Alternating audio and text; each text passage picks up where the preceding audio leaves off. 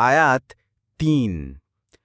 نزل عليك الكتاب بالحق مصدقا لما بين يديه وأنزل التوراة والإنجيل অনুবাদ তিনি সত্যসহ আপনার প্রতি কিতাব নাজিল করেছেন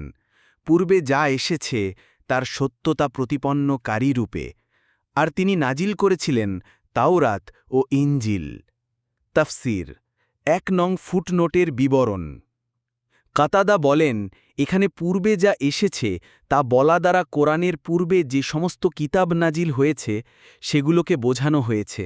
পক্ষান্তরে মুজাহিদ বলেন এখানে পূর্বে যা এসেছে বলে পূর্বেকার যাবতীয় কিতাব ও রাসূলকে বোঝানো হয়েছে অর্থাৎ এই কোরআন পূর্বতন সকল নবী রাসূল ও যাবতীয় কিতাবের সত্যায়নকারী আত-তাফসীরুস সাহিহ